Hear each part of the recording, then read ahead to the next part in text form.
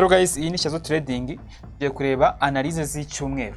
Hanga turareba gold, turebe n'iki nanuza no muri crypto market BTCUSD, Ethereum USD na PIUSD.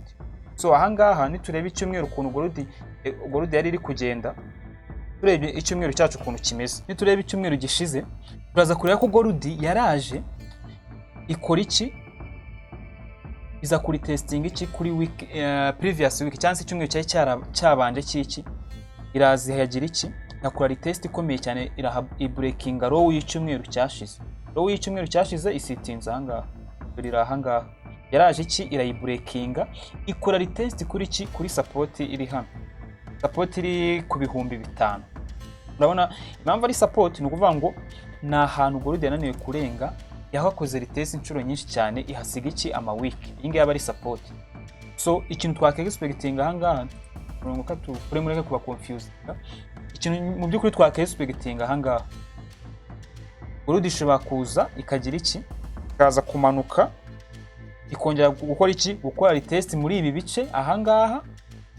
Umuntu uza muri iki cyumweru kigiye kuza, ikaza gukora iki, gukora retest.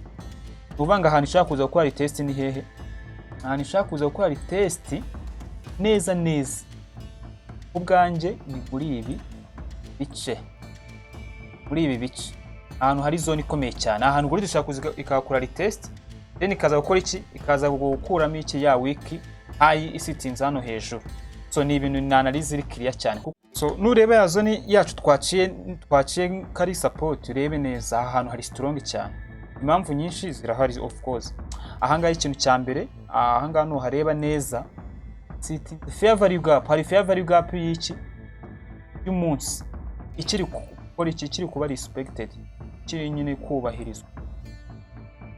So urabona ko ntago yari yagira iki, yaba broken nyine ngo yubahirizwe. Noneho nahangaha usibye niyo fair value gap, hano hasetinze order block, itinzo order block y'iki y'umunsi muri kuyibonera, hari OB cyangwa se order block. So my analysis bivuze ko wenda ahangaha nimba kugira ngo umuntu azabayinge mu cyumweru gitaha, murabona ko isoko ryataninze bearish, riri muri nuza, ariko niturira neza nubwo riri bearish, urabona ko ryakoze break of structure rigaruka gukora iki, gukora retest. Ahangaha ryakoze break of structure rigaruka gukora iki, gukora retest. So ahangaha ikintu turaza ko expectinga, nituza tukareba nyine wenda nk'umuntu ushaka gufata long position, ashaka gukora buy. So ikintu yakora cya mbere nuko yaza nibura ahangaha rigarutse gukora iki, gukora retest muri ibi bice. Buy nziza yayifatira hehe, yayifatira muri ibi bice, akaza gutagetinga iki, iyi high cyangwa se iyi nuzi ya wiki high sitinza aho hejuru. Ahangaha niho analyze yabe iri correct nyine iryo. So mu masaha ane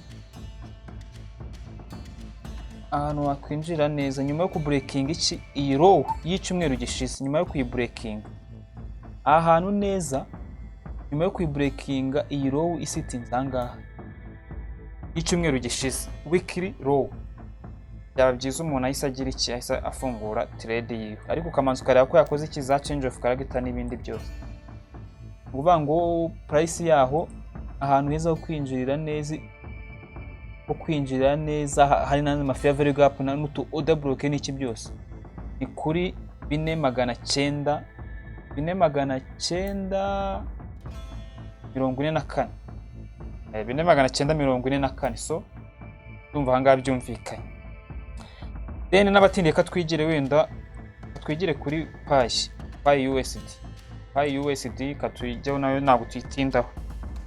PIUSD analysis katurebe pi yacu nitujya mu nuza mu gihe cy'inuza, tujya muri weekly chart tujye mu gihe cy'inuza cy'icyumweru, nyine icyumweru ko yagiye izamuka imanuka.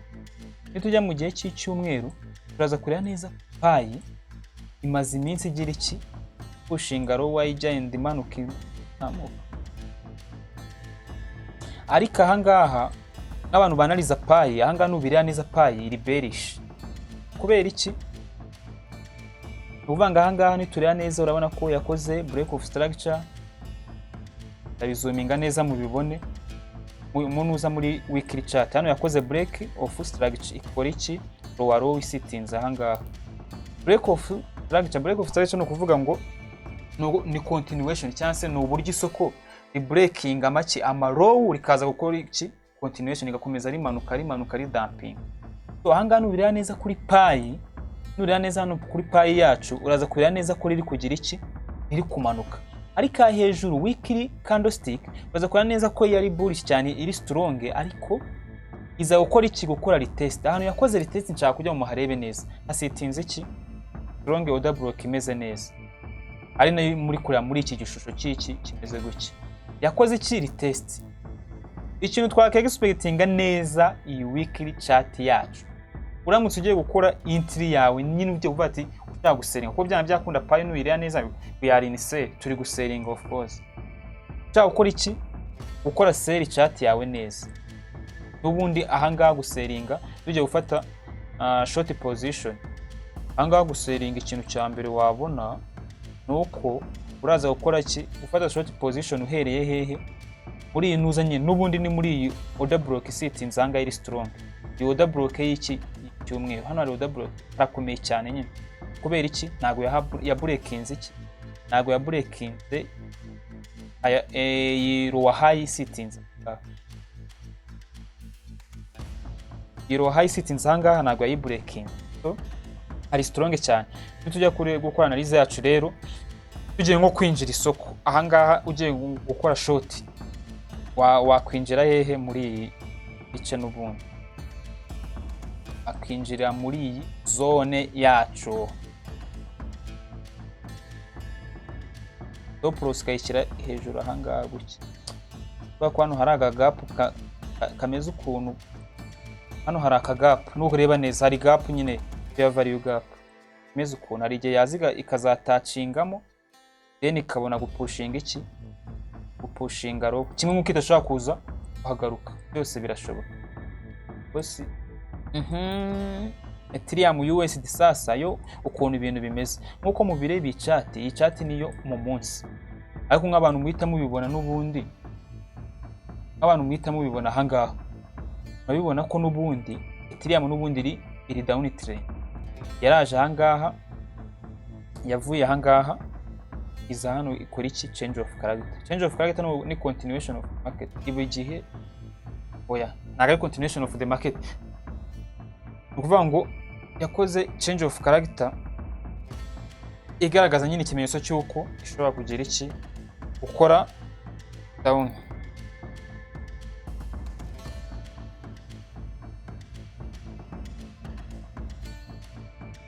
Reka tujya kuri Ethereum sasa. Ethereum noneho ahangaha nitujya ku munsi nyine muramutse mugiye murebye nyine ngo nuza daily chart ya Ethereum ahangaha iri iki? Iri down trend kubera ko nitureba ahangaha neza mu mezi yashize mbere yuko tujya tukiri mu bintu byo mu kwa mbere Ethereum yari yaraje ahangaha yarakoze iki? Lower row yarayubarije neza iri gukora ama break of structure nyine gukora uburyo yakomeza izamuka, ariko ahangaha yaraje ikora iki? Breaking ya row, strong row yari iri ahangaha nyine. Iyi breakinze ikora icyo bita change of character cyangwa se shifting. Kuva nimba ryari riri bullish rikaza rikatanginga iki? Bearish. Nimba ryari riri ku buying nyine isoko riri kuzamuka rikaza kugura iki? Kumanuka. Mu kumanuka rero kugira ngo tubimenye riba ryakoze ibyo bita change of character. Change of character ubwo nyine no guhindura icyerekezo cy'isoko. So ahangaha isiza iramanuka igera hehe? Igera ahangaha hasi. Ikora iki? Ikora weak low kubera iki? Ni low nyine iba yaraforminze kugira ngo izaze breaking. So ahangaha mu kintu nyine nk'umuntu aramutse ashaka gufata trade yiwe, trade nziza nyine ya itazamuteza ibibazo. Test yahangaha. So kugura Ethereum neza, subiremo kugura Ethereum neza, umuntu agiye kuyigura nyine ngayiselling yaselingira hehe? Kuri price 2432 kugira ngo ibone gukontinue imagire iki breaking is low n'iki komeza. N'abatindeka twigarukiye kuri iki kuri Bitcoin yacu. Bitcoin yacu nubireba neza nayo yari down, yari uptrend, ahanga yari yarakoze low nyiki yanaliza nirwa nyanaliza, irazi ikora iki, ikora high high, irazi garuka gukora iki high low, inanirwa ku breaking low mu kwa mbere niho ndi kuvuga, irangije ipushinga high ikora iki high high by'intentinga ki, byerekana ko yashaka kugira iki kuzamuka. Ariko nituriya neza muri uko kwezi kwa kabiri no kwa gatatu kuntu bigiye, iraje pushinga down, iramanuka, ikora change of character, bigaragaza ko isoko ryahise rigira iki rimanuka. So irazi gukora iki, ikora consolidation ahangaha. Bibutsa neza ko aha ni gukora consolidation ahangaha, kuri gukora consolidation ni strong support, ni support nyine uvuga ngo ni support bikomeye cyane nyine biri strong. Ubanga ahangaha ikintu expectinga nyine twashyira mu mutwe nuko iyi support niramuka yubahirije ni breaking, nkuko mubira neza izi candlestick nago zakize nago za breaking, izi support nene naraciye hanga nubwo habayemo change of character, iramuka nane ku breaking ahantu heza umuntu yakwinjirira mu isoko ryacu agafata long position na ahangaha, agafata short position, agafata iki short position. Ni muri daily chart turi,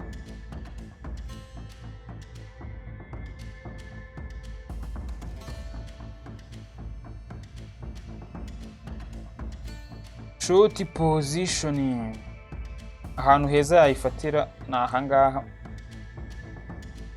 akaza gutagetinga hehe hano hasi robo, akaza gutagetinga hafi 58 gutyo, ko BTC yajya ku 58. Aha cyangwa se na 56, 58 na 56, do process yabiri hejuru ahangaha hose, yabiri hejuru ahangaha hose. Ndumva ari ibi ngibi. So mwakoze kubana natwe, yari Shyazoo trading, dukomeze kubana umunsi ku munsi. Ciao ciao.